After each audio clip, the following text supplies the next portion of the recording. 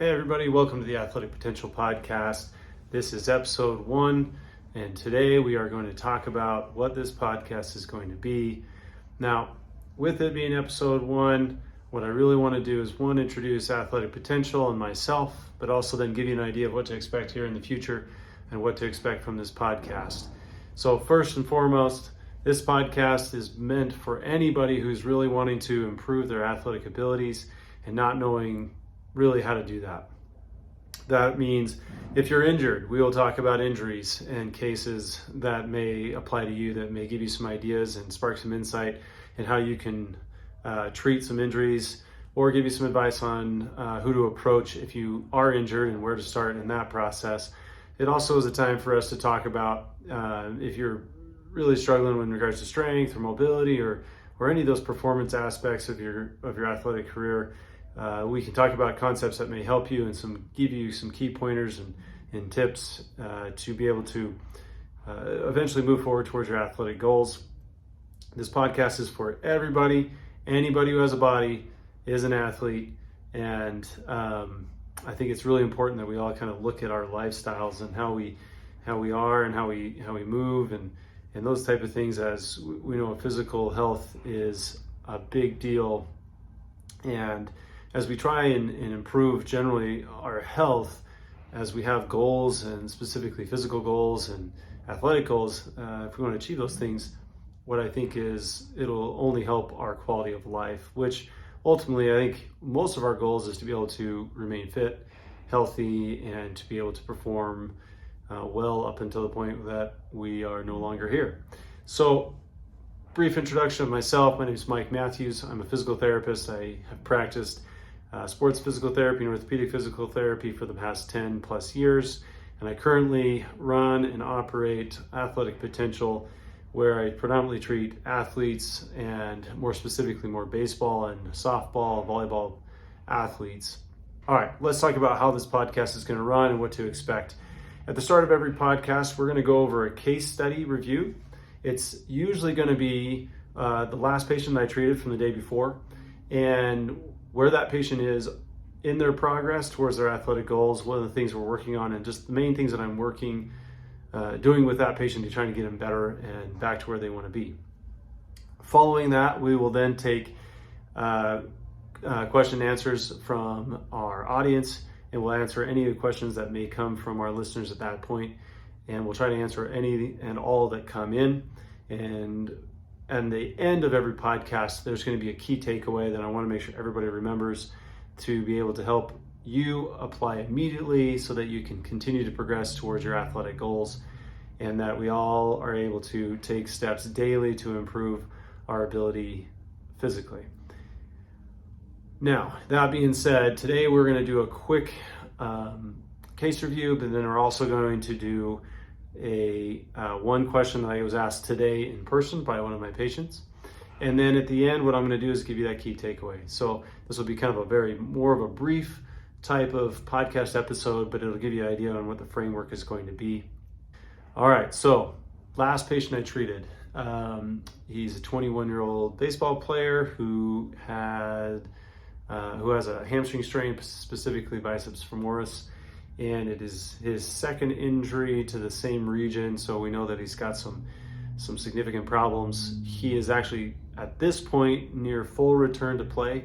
He's on a sprint protocol, so he's been able to practice, hit, run, and field. He's a position player, and so it seems to be progressing. So today's treatment for him was, we first measured the length of his hamstring to make sure that his hamstrings were appropriately length and that we're not seeing any loss of flexibility. And then I just did a basic screen of his strength of his hamstrings. Previous treatment, he demonstrated good strength, equal side to side, which I measured using some dynamometry. And then we did some heavy soft tissue work, mainly hands-on, positional release, as well as some other tissue release techniques to try and improve the general feeling of his hamstring, as he was complaining a little bit of soreness in the hamstring. And then to finish it off, I did a dry needling session, specifically targeting all 3 muscles of the hamstring in the area where he was feeling most of his pain and soreness from today. And then his initial home program that I sent him home with today was a continual, what I call, lengthening program. and a recovery program, which usually entails for him the lengthening program accompanied with some non-fatiguing muscle contractions using an electrical stimulation device. In his case, I believe it is a Compex or a Mark Pro, I'm not sure. And so that's who I just finished treating. He's full return to sport. He has games this weekend. We'll see how he does. I won't see him until after he plays in multiple games, and hopefully he will do well. All right. So next, let's talk. I got a question today from a client, another baseball player, and we were specifically talking about back pain in baseball, and when is it okay to push through? When is it not? What's normal, what's not normal? And those are pretty vague questions, but his specific question was, if I'm unable to play because of back pain, how long will it be before I'm able to actually get back on the field of play? And that's a loaded question. So let me kind of walk through my thought process on this. First, we have to know what tissue is involved. Is it a disc? Is it the bone? Is it a nerve? Is it, some sort of soft tissue or the joint? And I think knowing what the tissue structure is that's involved as the pain generator will allow us to be able to better gauge whether or not, one, that athlete will be able to get back sooner or later, but secondly, really give us a time frame of how long it will take. Now, in his case, his pain mainly looked like it was bone pain. In a minute we start talking about bone pain, we know we're talking about a little bit longer term recovery. I typically don't see anything less than 4 weeks if I know it's bone and it tests positive for bone pain, and can last up, even way longer than that, to 6 to 8 weeks, maybe even like 3 to 4 months, depending on what's going on. So when it comes to talking about how long does it take to get back from an injury, you really have to know what structure we're talking about. And I think if we know what structure we're talking about, whether it be muscle or ligament or joint or bone, then it gives us at least a basic time frame of how long each one of those tissues takes to heal. We have a good idea based on some research that muscle can take anywhere from a few days to heal to 2 months, depending on how bad it is.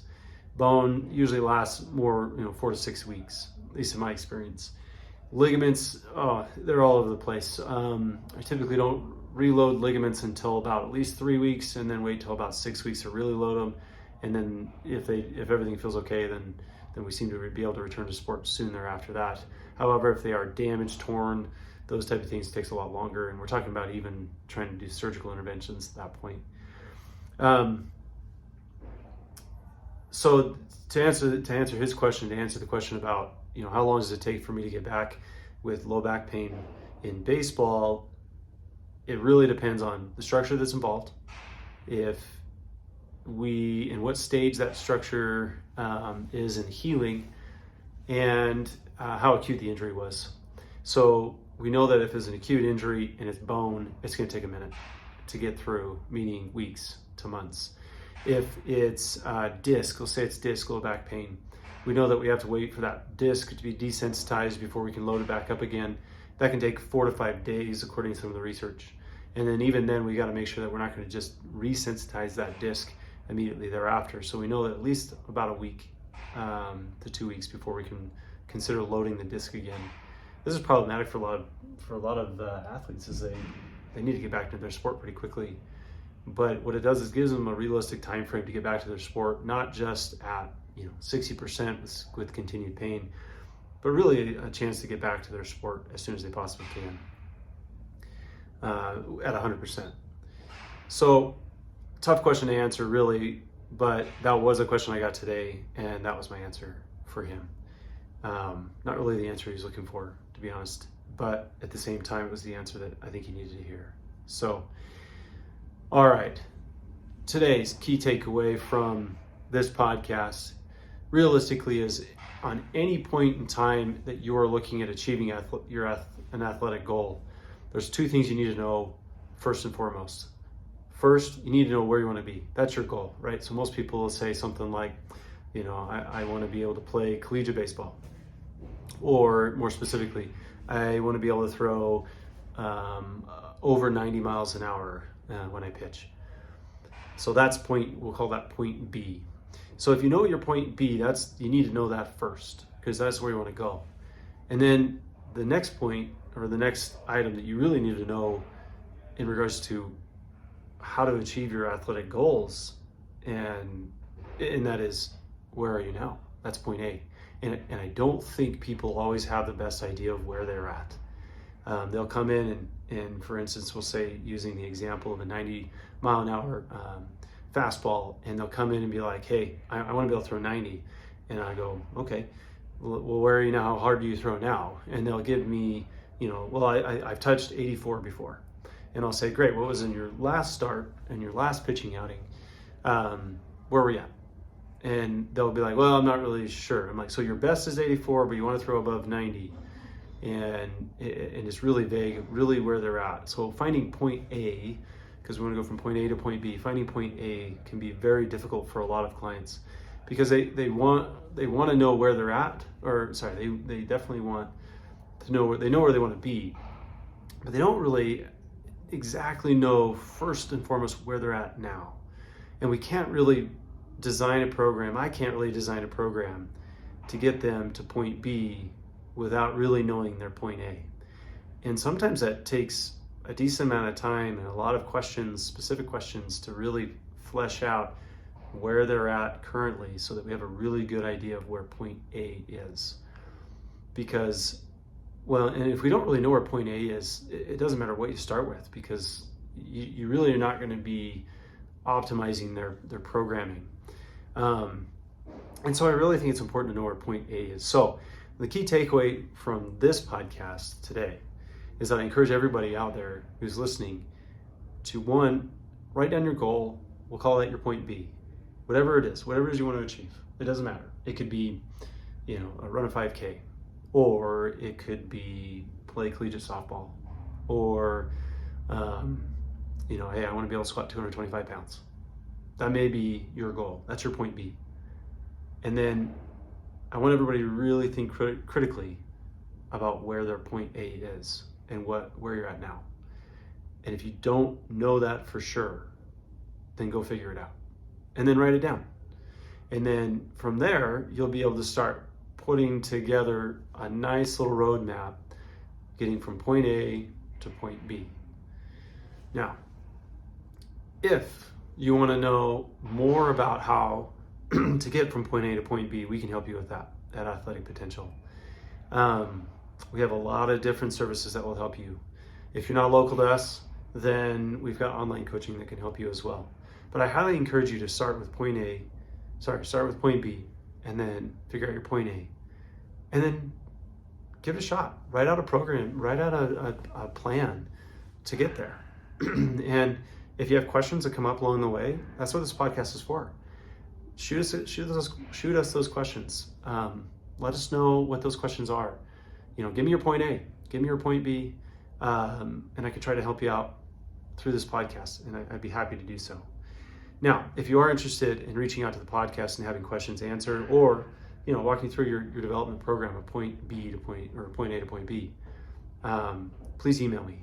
It's Mike, M-I-K-E, at athletic-potential.com, and we will make sure that we answer any and all questions or emails that are sent to us. That being said, that is the first episode of the Athletic Potential Podcast. I appreciate everybody who's listening. Really help me out here and subscribe. Hit subscribe, whatever medium or software you're currently using. I would appreciate if you would subscribe, so that we could get to more listeners, and to be able to help more people achieve their full athletic potential. Thanks, and we'll see you next time.